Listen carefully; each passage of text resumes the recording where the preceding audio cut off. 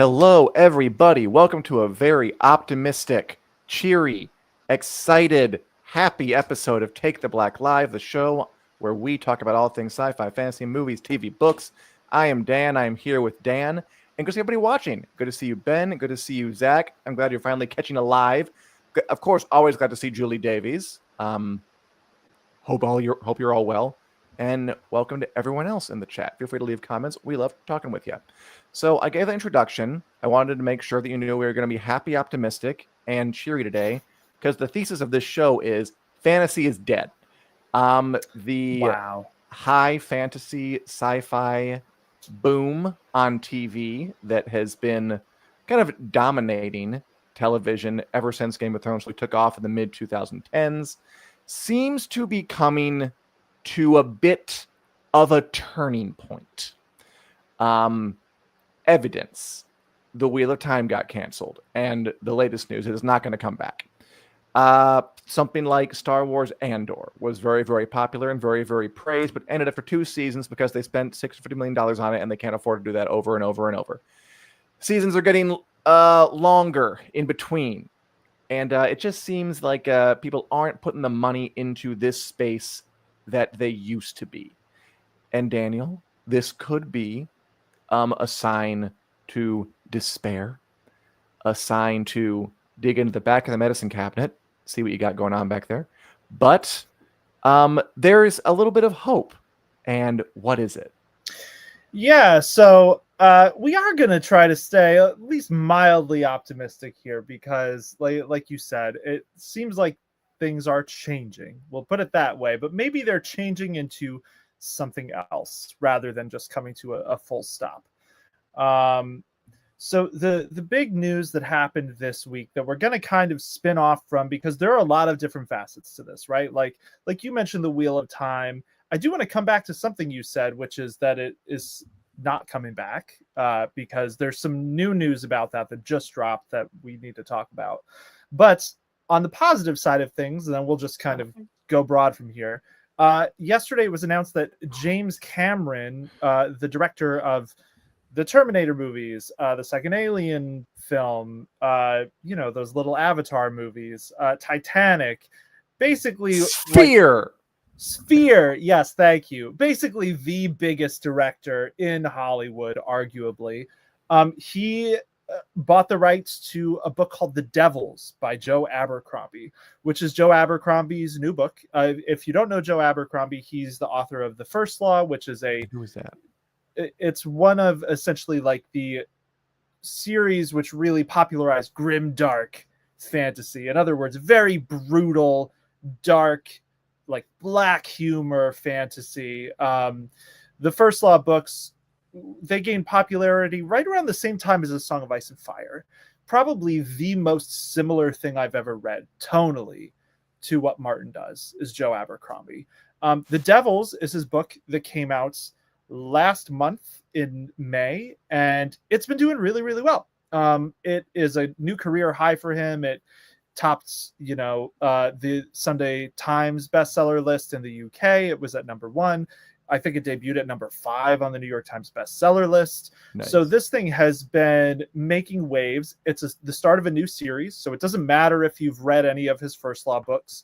And it's essentially like the Suicide Squad, but with fantasy creatures. It's set in an alternate history Europe where a bunch of monsters in the employ of a child pope, the Pope, who is a child, have to help escort this street thief across Europe while covetous nobles and demented magicians and pirates and werewolves and everything else in between tries to kill them. It's a lot of fun. I have read it. I enjoyed The Devils quite a lot. And yeah, James Cameron apparently enjoyed it quite a lot too, because he and Joe Abercrombie are writing a script for this together. So hopefully they're making a movie out of The Devils. And it will be a huge deal because James Cameron, everything he does is a huge deal. So it's a given, I think we can say. So the question here is, this is all happening at a time when streaming on television, streaming fantasy shows on television seems to be hitting an inflection point where studios are starting to realize maybe they can't just dump infinite money into it. You know, something like The Wheel of Time, that season would have absolutely gotten a renewal if the exact same season aired like 3 years ago. So, Sure. it is like a testament to where we are in this landscape. And Dan, what do you think this matters? Like, do you think this could signal that we'll see more fantasy movies, or maybe more tightly contained fantasy movies? Because this isn't a big sprawling thing like The Wheel of Time. It's a fairly self-contained story, even though Abercrombie's writing sequels. So what are your thoughts on this? My thoughts are, one, is there not like a young girl crazy pope in that story, The Devils? Yes, there is. I mean, I don't Good. know if I'd I call know that. I don't know if I'd call the young girl pope crazy, but the monsters certainly don't think she's great. Some of them do, some of them don't. They're very, very opinionated, these monsters. One of them is a necromancer with a very, very high opinion of himself. One is a Viking werewolf with an overcharged sex drive. You know, there's an undying knight who has no sense of humor because he just wishes he could die and he can't. So That sounds funny. yeah, it is. It is a hilarious book. You know, Joe Abercrombie always has a good humorous streak, but here, like, the misfitness of the group, just the comedy kind of writes itself because he's got such a colorful cast of characters. An elderly vampire who's really manipulative because he wants to get young again by drinking people's blood. So, yeah, I think, you know, it's interesting to see this shift where a director like James Cameron, who's a longtime fan of Joe Abercrombie, apparently, his statement, he like name dropped a bunch of books to be like, hey, I like this. I'm a fan of this person. That's happening at the movies. On the television side, I'm wondering if we'll see a shift to like smaller series, you know, like Murderbot's doing well on Apple TV. A Night of the Seven Kingdoms is coming next year. That's another smaller scale series. So where are we, Dan? And what do you think of all this? I think that pretty much any trend in Hollywood is hit-based. This is a hit-based industry. Yeah. When Lord of the Rings movies came along early 2000s, it produced a big stream of new fantasy movies, Golden Compass, Narnia stuff. When Game of Thrones came along in the 2010s, it produced what we're kind of currently watching fade away, these big fantasy series. The Witcher, The Wheel of Time, House of the Dragon, and other stuff that's kind of in not fantasy, but in that same area. And I think the problem is that there hasn't been another giant hit in a minute. And the reason this is exciting is because James Cameron is a giant hit maker. Yes. Like, I watched Titanic, and people seem to like that movie back in the day. Like you said, Terminator, Avatar, above all, Sphere. James Cameron tends to make movies that are giant cultural touchstones. So if he's working on something like The Devils, Joe Abercrombie, who is an author who is famous among fantasy fans, but who hasn't had his work really adapted in any meaningful way to the screen, we're looking for something that kind of brings in the next wave of interest. And having James Cameron's name on there certainly doesn't hurt.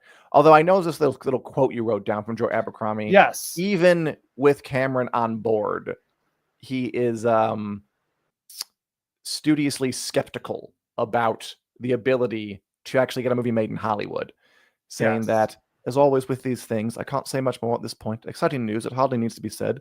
I'm going to be writing with James Cameron. Clearly, there are a few bigger beasts in the industry, but it remains an industry with no guarantees. My advice, as always, for adaptations is don't hold your breath. Wow, I think I'm giving him more of like a received pronunciation accent. Yeah, way too I think fancy he's more for Joe like, Abercrombie. like Mary Poppins British. I don't know him very well. Wow, I know he's British though. But the point is British. I wonder what he would say if he heard you call him Mary Poppins British. But well, the other kind, what's like it, there's like the fancy kind, and then there's the fake Dick Van Dyke kind. Sure. There's only two. Anyway, if this movie does go through and does get made, and James Cameron might even direct it, then that could be another big infusion of new blood into this genre that sort of historically has depended on periodic infusions of new blood kicking things off, making things exciting again. Yeah, I think there are a few sides to this. So yes, Joe Abercrombie, that quote was from his blog, which he just posted either yesterday or today, kind of in response to this James Cameron announcement saying, yeah, like I'm gonna be writing this thing with James Cameron. Like whether the movie gets made or not, Joe Abercrombie and James Cameron are writing a script for it together. And that's exciting on its own. But Abercrombie has been trying to get film adaptations of his work made for like years at this point, and they just keep falling through for one reason or another. He told a story on his book tour for The Devils, which happened last month. He did kind of conversations with prominent authors all around like the US and the UK. He did one in Albuquerque with George R. R. Martin, and kind of talked about how when he first Santa Fe. Was it Albuquerque? Abercrombie doesn't matter at all. Yeah, Abercrombie's blog says Albuquerque, so I'm trusting him to know what town he was in. So he talked about how when he first tried to pitch First Law, it was to Netflix. First Law being his very famous book series. And at the time, Netflix was like a hole in the wall office in LA. And then when he went back, they were like, go work on scripts and bring him back. When he came back with the scripts, it was like a huge office space building. So like the point he was making was like, oh yeah, and the person you pitched it to before, like they're gone now, so you have to pitch it all over again. So these things have changed so much that it's just never quite panned out for his series getting to the screen, which in my opinion has always felt like a massive missed opportunity from Hollywood, like because they're looking for these things that are like the next Game of Thrones or something that could capture a similar type of audience, I think we can say, to Game of Thrones. And not to say that Abercrombie's work could throw quite as wide a net, but I think tonally there's enough similar to it that it's kind of like if you're looking for George R. R. Martin style books, but a little bit more manageable size wise, like Joe Abercrombie's the author you want. Publishing kind of went through this in the early 2000s. Brandon Sanderson has talked about this. He was trying to break in, and editors were basically like, write George R. R. Martin, but shorter. And Sanderson was like, I can't do that. That's just not my style. And he has said, like, what they were looking for is Joe Abercrombie. And I think Hollywood has been in that same situation. So, of course, James Cameron, hitmaker James Cameron, is getting on board with this. So I hope that this pans out because it could be awesome. It could be a lot of fun. I think it would appeal to a lot of people because The Devils is, it is a more accessible fantasy book. Like we're talking about elves and werewolves and, magicians where their ego is the thing you need to understand more than necessarily the nuts and bolts of their magic. It's different than something like The Witcher or The Wheel of Time where here's this very complicated mythos that you need to internalize. So yeah, I am hopeful here that we'll see a new boom in fantasy movies if this pans out. Yeah, I guess I have two things to point out. A, I'm stupid. Commenters, who is Todd and why doesn't he like us? Do you know the answer to that? I don't see a Todd. I have the audio listeners. We have commenters saying someone named Todd doesn't seem to like us. I assume it's someone getting banned or whatever in the Facebook comments. I don't know. But Todd, if you're there, you're not really there to us. So I'm sorry. We like you. What was your other question, Dan? My other point, I just want to reiterate that in case your need is underlined, getting a movie or TV show made is so hard. It's so hard. Everything, especially a new one, everything has to line up just right. The right people have to have the right feeling about the right project, the right time, and be in the right place and stay in the right place for the right amount of time in order to dot every I and check and cross every T to make sure this can get from an idea all the way to a finished product. And it's monumentally tricky. And every movie or TV show that gets made is a miracle on par with Jesus walking on water. Like that's what I think people should take away from this. It is very, very hard. which is why I think so many crap things come out, which is why so many things people want just don't seem to materialize, which is why there seems to be an obvious use case for the Wheel of Time being a show everyone wants to see, but it's not going to happen, or maybe probably won't happen. May not happen. And that's just worth remembering as we look at this stuff. Now, the good news is this time next year, you'll be able to go to ChatGPT, type in "make the first Slaw show," and then like 6 to 8 weeks later, it'll just be done. But until then, we have to go through this old method. I'm just gonna say I firmly don't support what you just said. I'm not even joking about it, because ChatGPT literally built on the stolen work of authors like Joe Abercrombie. So don't do that, viewers and listeners. Maybe just go read a book instead. They're gonna have to draw some kind of line around that sometime in the near future. We'll see what happens. Well, that's a whole can of worms. You know, I know there were lobbyists in the UK saying their AI industry would fail overnight if they had to pay for copyrighted material. I know the US is trying to cram through a bill right now, the One Big Beautiful bill, that has a AI provision that will not let AI laws be made for the next 10 years. So all these companies and their politician pets are doing underhanded things to try and keep AI able to steal whatever it wants. I have lots of. Maybe we should do a whole show about this. But anyway, point being, why not? What you said about it being a miracle, any movie or show that gets made, totally on point. Joe Abercrombie seems very, very well aware of this. But I will say that having someone like James Cameron attached to it, that is a little bit more like, if the stars align, it will get made. Like, there's not really too much doubt that like James Cameron could get this movie made if he wanted to, like if it worked out. And he is essentially slotting this into his schedule after Avatar: Fire and Ash, which is the third Avatar movie, which comes out this December, which does make me wonder if Disney is not just like auto greenlighting Avatar 4, or maybe James Cameron has a break between Avatar 3 and 4 that he decided to take this on too. Auto greenlight Avatar. There have been 2 Avatar movies. They are respectively the first and third highest grossing films of all time. I can't believe they wouldn't see whatever the vision is through to the end. It's been very good to them so far. And thank you, commenters, for telling me who Todd was. I appreciate it. Yeah, Todd was someone who left, for audio listeners, someone who left an angry emoji on our Facebook podcast post. Must be hard to be you, Todd, because here we are streaming anyway. So yeah, it's interesting times in the fantasy sci-fi, space for movies, for television. We could see a shift back to more big budget fantasy movies, which would not be bad in my opinion. I do hope that if shows like The Wheel of Time are getting the axe, if stuff like that is happening, that the lesson maybe studios take away from this is stop making prohibitively expensive shows that you're going to make viewers wait so long between seasons that they lose interest. Like maybe get back to making like reasonable TV at some point. Because I don't think there are too many examples. I don't know if there are any examples of a 2-year gap between seasons really working. Like the I can't end of think Game of of Thrones, like that's it. People were still really excited for it. But that was a 1.5 year gap between the 7th and 8th and final. I think making people wait for the end is fine.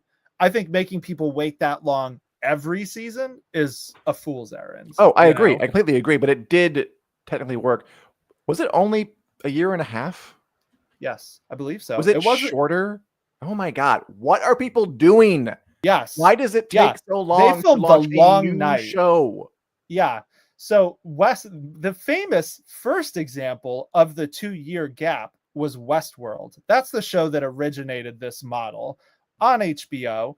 And Westworld has a famously downward trajectory. Even though like I enjoyed a lot of Westworld, less and less people watched it every season. It is well recorded, and that's why HBO canceled it. And again, it's a miracle whenever something gets made. That's kind of the explanation for why things don't change. But it's so weird. If you know that longer periods between seasons are bad for your audience, and you know nobody likes them, and you've known that for a while, why don't you take steps to correct it? Because it's very difficult to do that. That's the reason. Yeah. In short, but Well, specifics, who knows?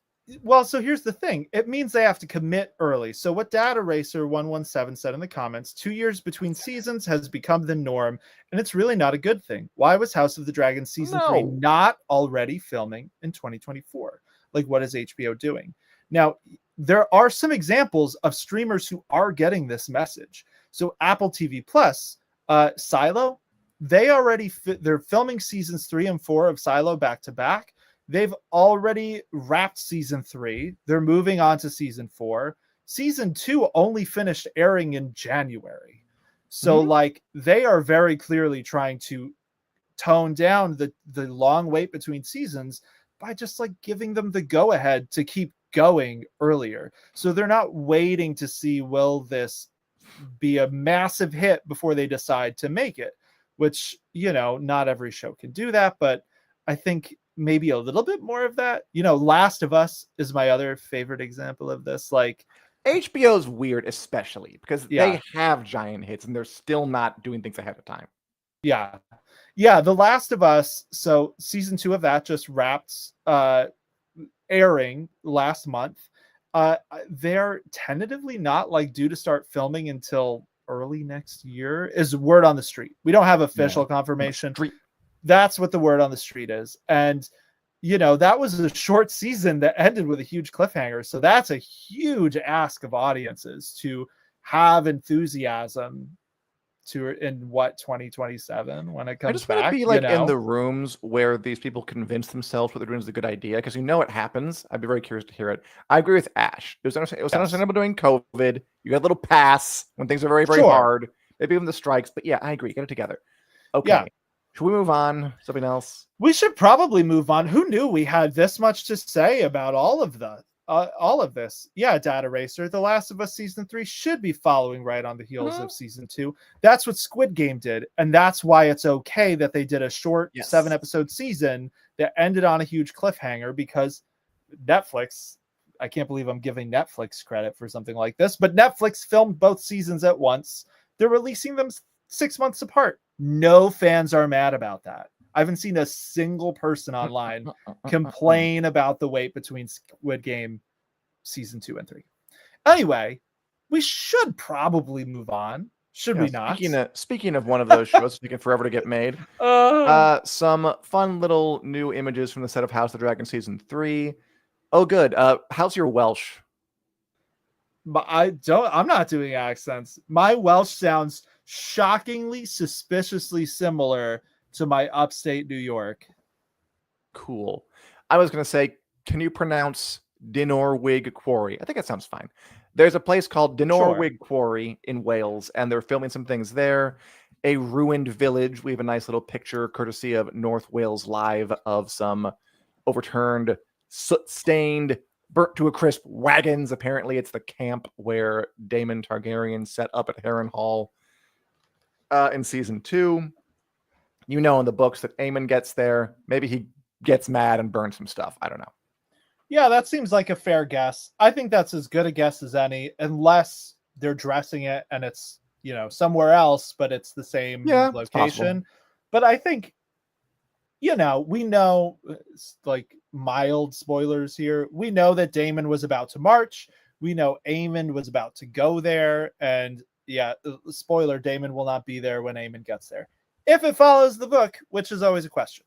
So yeah, I think your guess of him just like getting mad and burning the few tents that are left is a pretty fair one. But yeah, it's nice to see House of the Dragon rolling along. I am a little nervous about it because A Night of the Seven Kingdoms is coming next year, but we were going to stay positive here, right? That was what we said at the start of this show, was this was going to be a very positive hour. So I think that means we'll be getting 2 Westeros shows next year, back-to-back bangers. I mean, I was being sarcastic when I said that, but we can go positive, yeah. Okay, cool. But yeah, so House of the Dragon filming.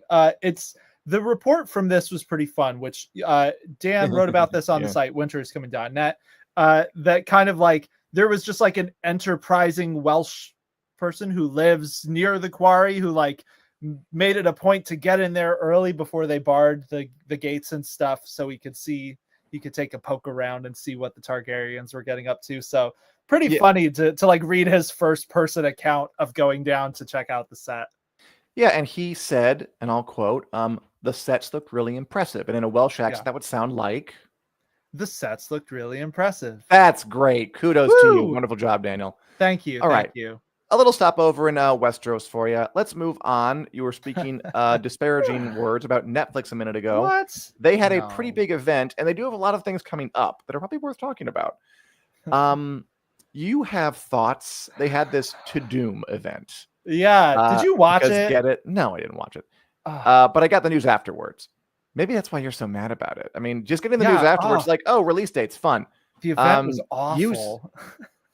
How is it awful? It was like the cringy. So I have seen TUDUMs before because Netflix has been doing this for a while. Usually they're like some actors on a stage and they announce stuff. Yeah. This time it was like one of our colleagues described it as like it was like the VMA style event, but way cringier. Where like the host rappelled in at the start. They had the Squid Game guards do a dance number. Like they had one Backstreet Boy, and it's not one you would know the name of, announce this new show that's basically Music is Blind, where people are picking bandmates, but they don't get to see them, which is essentially like the start of The Voice, but who's counting? So yeah, to Doom, there were some interesting announcements, but they definitely strung it out. There was only 8 announcements over the course of like 2 hours. In the past, they would do like 15 or something. Like they'd give a bunch of unexpected, surprising stuff. And this was not that, Dan. This was a weird one. Anyway, I don't need to rant about my opinions about To Doom. I need to tell you about the announcements that were there. So obviously... the biggest one, the one that everyone actually cared the most about, for good reason, is that Stranger Things 5 got a release date. Dates, plural. So it is coming out in 3 drops. November 26th is the first 4 episodes. That's the day before Thanksgiving in the US. December 25th, that's Christmas. The next 3 episodes are coming out. And then on New Year's Eve, December 31st, they're releasing just, quote, the finale, which is got to be like 3 or 4 hours. Like, who are we kidding? Oh, my God. And they're dropping these at 5 p.m. Pacific time, which is 8 p.m. Eastern time, which is essentially primetime television here in the U.S., which Netflix never does. So they are essentially staking out those 3 holidays and banking on getting a lot of people watching. Are you excited for Stranger Things 5, Dan? Like how do you feel about this? We haven't talked about it since. We really haven't. I'll watch it. You know, I've been watching the show since it premiered. Good Lord. Like, is it 9 years ago? Was it 9 years ago Stranger Things first aired? There was kind of a funny thing where they were like, Stranger Things, one of Netflix's longest running shows. And it's like 10 years. It's 5 seasons, but yeah, 10 years ago, by the time this is all said and done. And so few episodes, yeah. I'll watch it. I've been watching it. I'll see the end. I can't say I'm like over the moon excited out of my skin about it, but yeah, I'll watch it. And I don't personally mind them choosing the holidays. It's like Julie said, like they know people be off work. Now, usually it's a risk though, because having things air on holidays, folk are off work, but they're doing things. They're at family barbecues, they're at gatherings, they're opening presents, yada, yada, yada. But Netflix knows that people are going to watch this. It knows it owns us. So it can risk running Stranger Things. It can risk experimenting because it knows people tune in. It can try putting it out on prime time.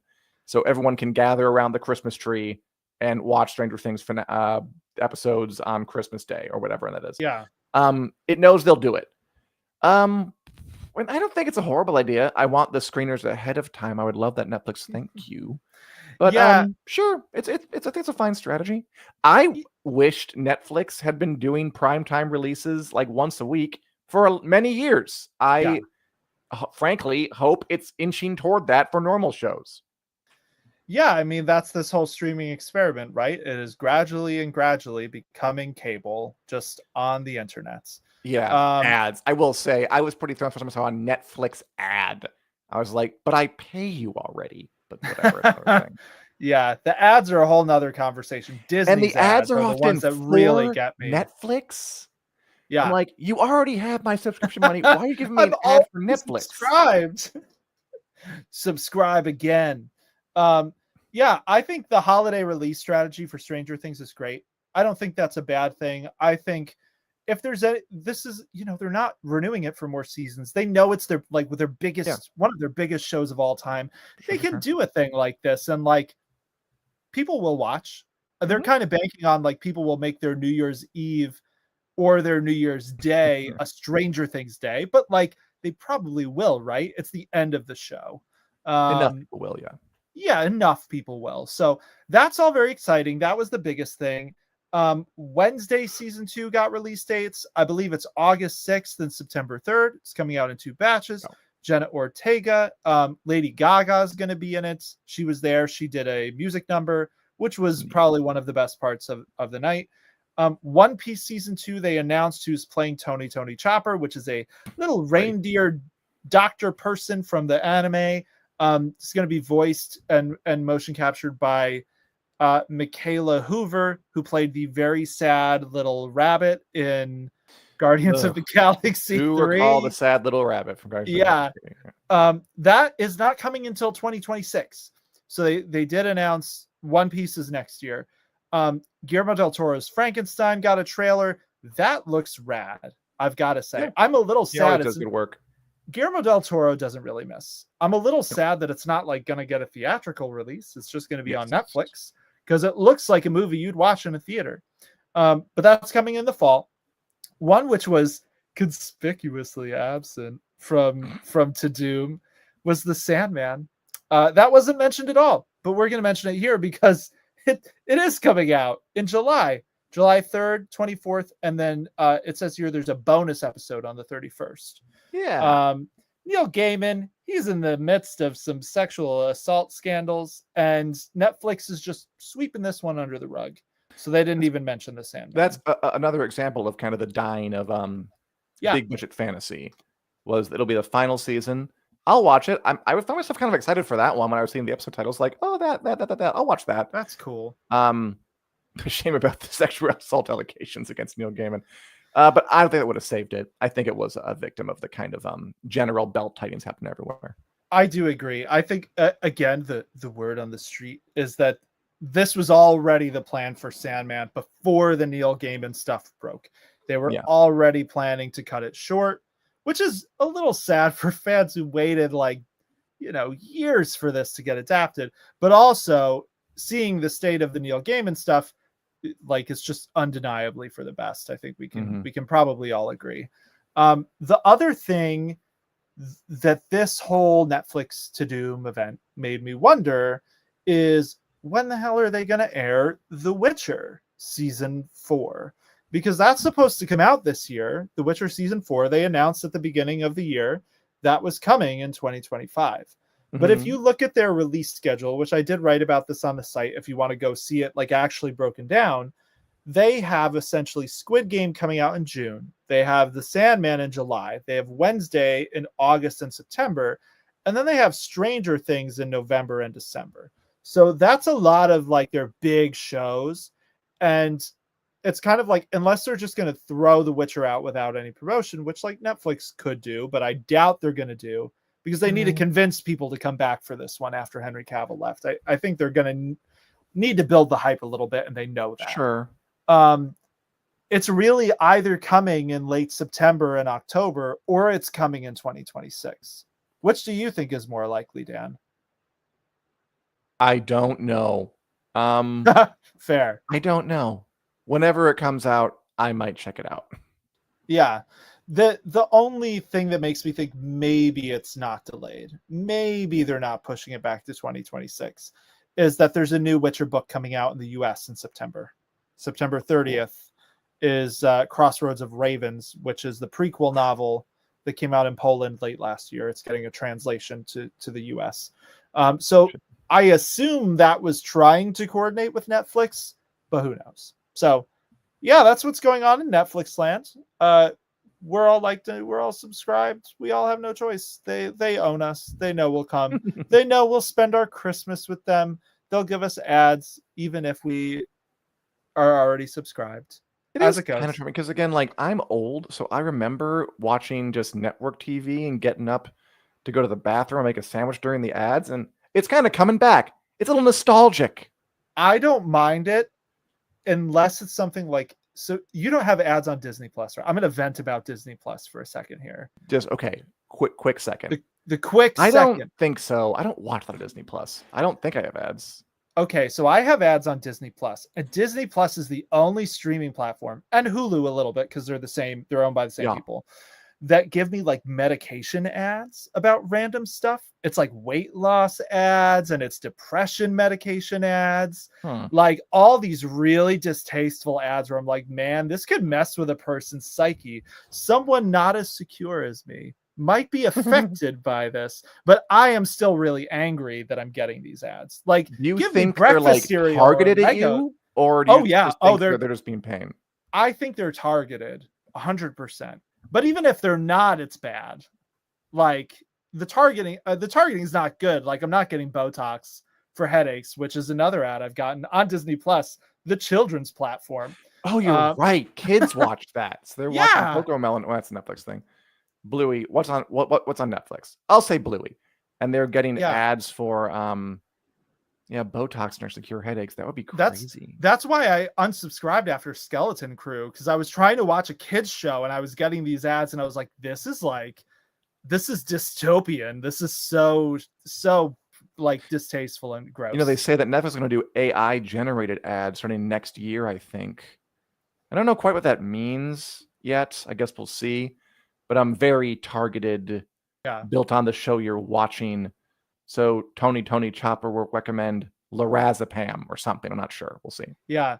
And wasn't there, I think there was a Black Mirror that had this, where like they had different ads for different demographics. So like it showed an ad for a more highbrow liquor to like a wealthy family, and like racially profiled another non-white family and showed them like peach schnapps or something. Like I'm pretty sure this was in a Black Mirror episode, and that type of targeting based on those demographics happens. I could totally see it happening here, and I hate it. Anyway, that's my rant. We're really getting into the social issues of streaming today. Do you want to see us talk about things like AI and social issues? I enjoy them. Maybe we'll do a whole show about it. Yeah. The postpartum depression ones. Yeah, I can see that. We've been getting those. Yeah, those are totally other ones. And it's like, man, this is pretty messed up. Anyway, aside from ads. Sorry, go on. Yeah, go on. No, did you want to add anything else before I'm sure you don't, because the US is a big giant mess when it comes to regulating these sorts of things. It's a problem we're known to have. Yeah, Daniel, if you don't want to get targeted ads, why don't you move to Scandinavia? Huh? How about that? Okay. I wish. All right. Daniel, right. Anyway. Whew. What are you watching? What are any of you out there watching, reading, enjoying right now? God, well, not the ads on Disney Plus. No, just kidding. There are, ironically, the thing I'll reference here is something that is coming to Hulu this Friday. We are back. Everyone, hello. I hope you can hear us. We're talking you about missed some more ad rants.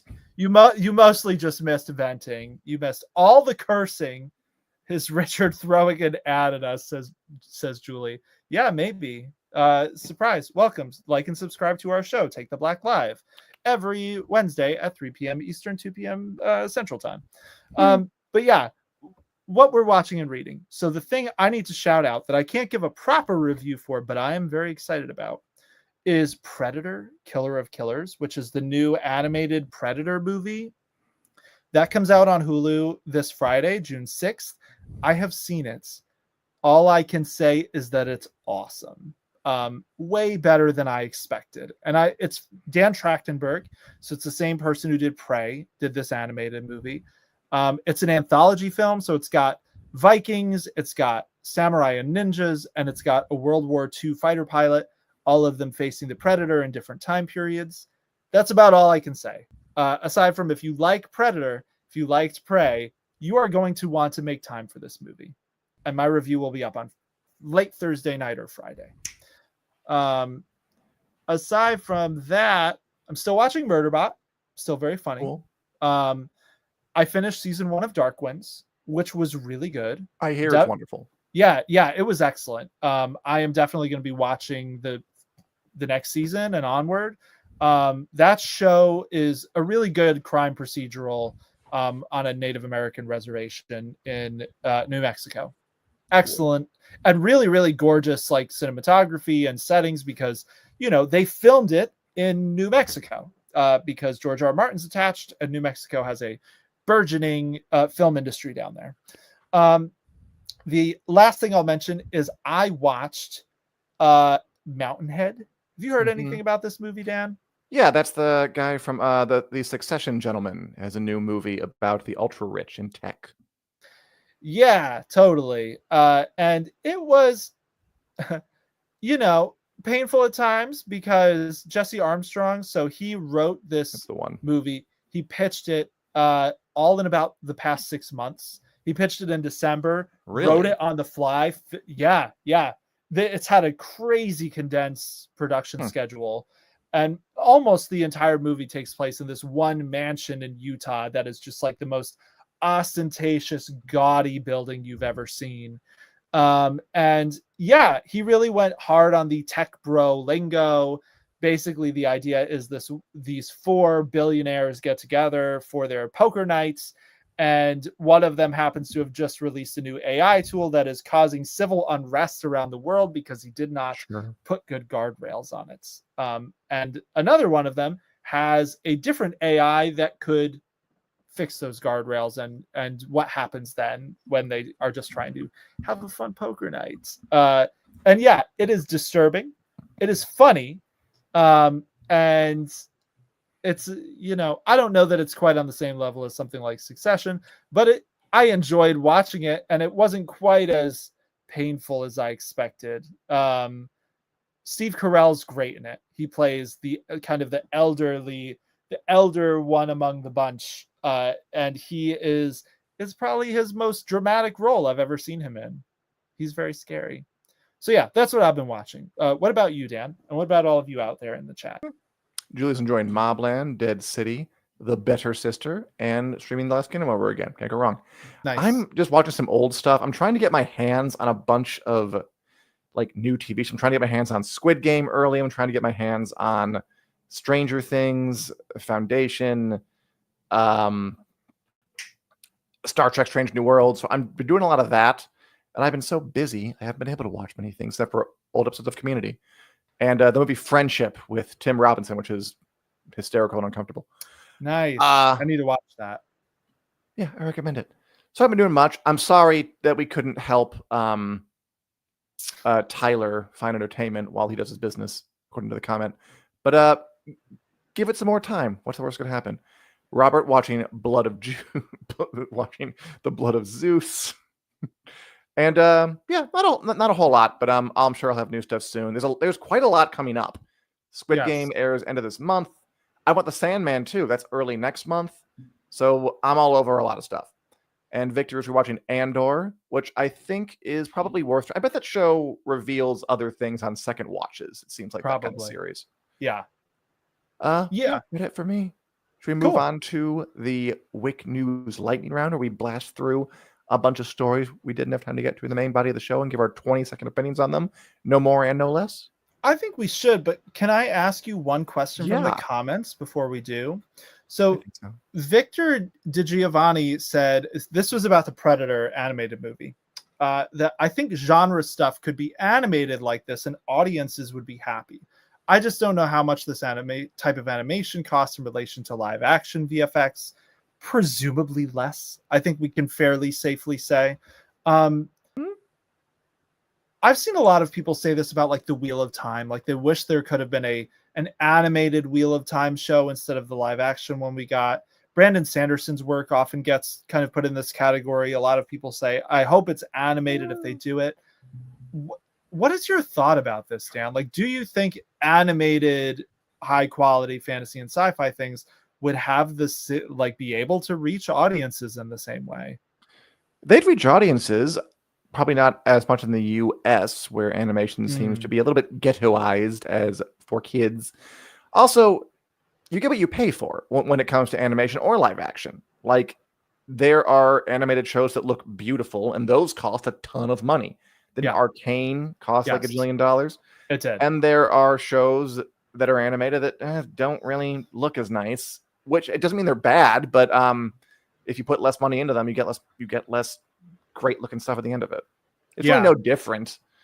It's all the choices you have to make for the story you want to tell. I could imagine having more animated fantasy sci-fi stuff in the future because people aren't willing to spend the money to make a live action thing.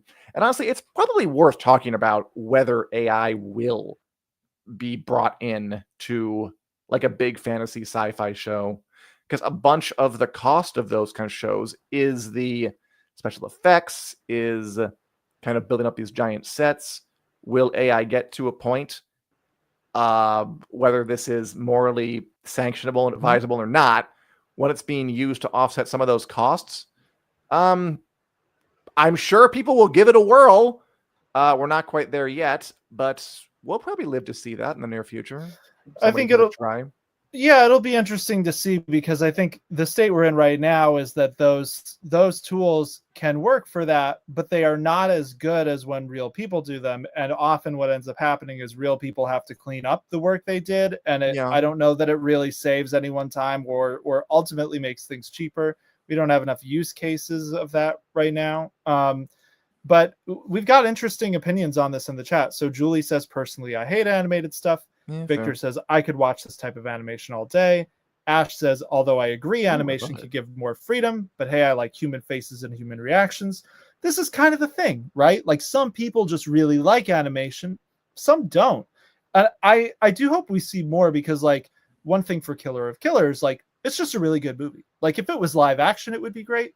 If it's animated, it's great. I think having a really good story, like, that's the thing that helps these animated films. And also, like, thinking of like Miyazaki, or like, there's this movie called Secret of Kells, which like does really interesting things with the animation, like between 2D and 3D. I think leaning into these art forms can make something really notable. But, you know, are animated shows ever going to get run on primetime television in the US to fill those slots that would normally go to these big live action shows? Probably not. So it'll be interesting to see. But I will watch more. So maybe they should make it, because I would watch. It's all a rich tapestry. Let's go on to the WiC News Lightning Round now and let that simmer and marinate. All right, Daniel, as per usual, I have not ordered these. Great. Why don't you go ahead and just ask me first? That sounds good, because I know nothing about Doctor Who, but apparently this is a major spoiler, right? Is this a major spoiler? It is, yeah. I mean, it happened like almost a week ago. I think. All right, so major Doctor Who spoiler. Ncuti Gatwa, who is the 14th Doctor? 15th Doctor, regenerated into Billy Piper on Doctor Who. Okay, so this is pretty crazy. So Ncuti Gatwa was this new Doctor Who actor, and every couple of seasons he regenerates into something new, and he was only there for 2 seasons, shorter than most Doctors. This is pretty quick. And he regenerated into Billy Piper, who was an actress who was on the show Doctor Who when it first got revived, the companion to David Tennant's Doctor. So they're bringing back an actress who was in the show years ago who didn't play Doctor, and now she's a Doctor. I don't know what it means. That show is another kind of fading entity in the sci-fi fantasy realm. Okay.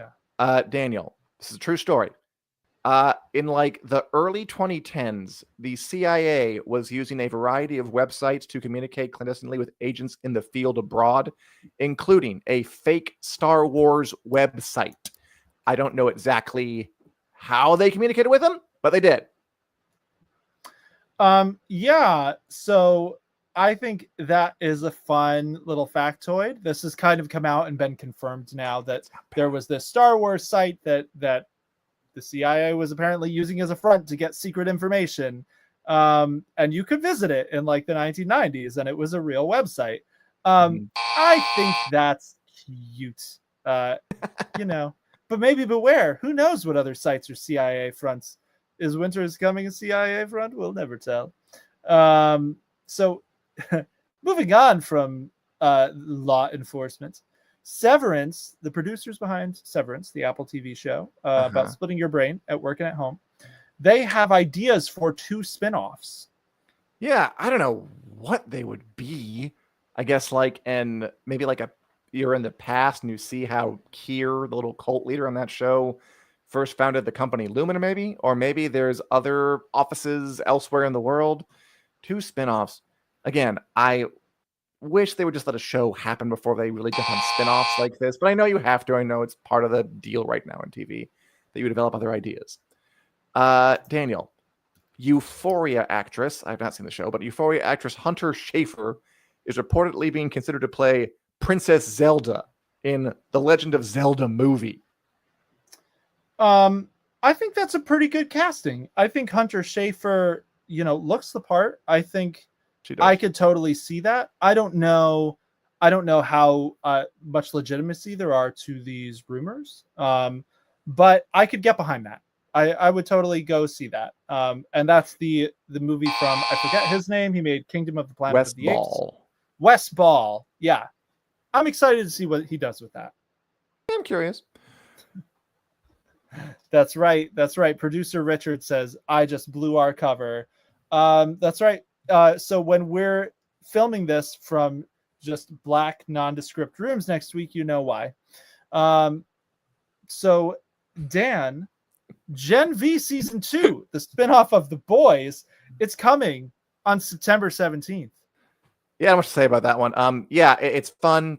I heard it was really good. I haven't seen it. September 15th. You watch it. I just want to say, I like your idea that we're going to film from nondescript black rooms, that we'd be captured, but they'd still let us Take the Black live from our prisons. I meant like we're in safe houses. All right. Gotcha. Remember, this is a positive hour. Gotcha. Safe houses. It's all part of the cover. All right. Daniel. Mark Hamill, known for playing Luke Skywalker in the Star Wars series of films, sounds down with the franchise, saying, I've had my time. No more Luke, or at least no more Luke played by him. Look, I love Mark Hamill. He's an old dude. He has had his time. Sure. Let him do other stuff. I'm a diehard Star Wars person. I grew up on those movies. I don't really want to see Mark Hamill back as Luke. Like he will always be Luke Skywalker, but yeah, he said this in an interview recently. He's like, let him focus on the future. And yeah, dude, listen to him. Disney, sure. Listen to the man. Wow, Victor says we're already in nondescript rooms. I'm going to take that as a challenge. By the end of this year, it's going to look like I am at a festival every time in here. Except it'll be a different room. Curtains. Your nondescript curtains. Mm-hmm. All right.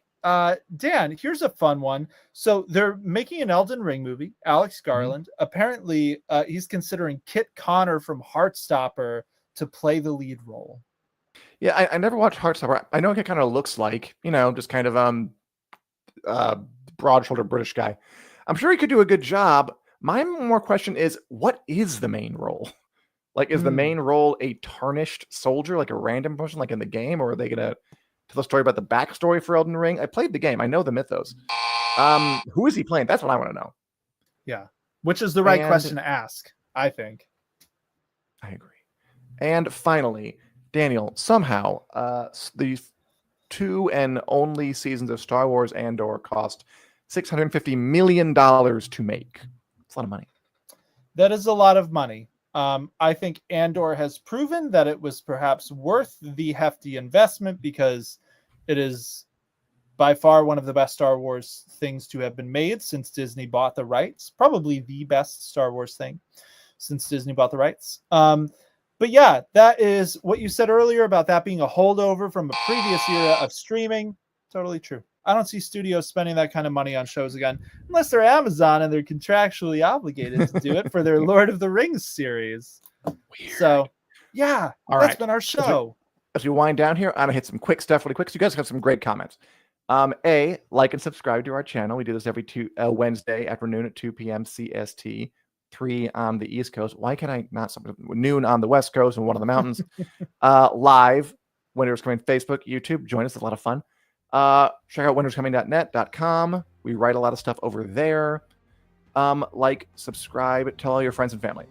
I agree with Victor that whoever figures out a way to get seasons out yearly will win, animated or live action. Just get me a freaking show. Agreed. Julie and Martha miss Scruffy. He's still there. Hey, Scruffy. Say hello. Scruffy is Dan's cat, Dan's dog for audio listeners. He's behind the curtain in the room Dan's in.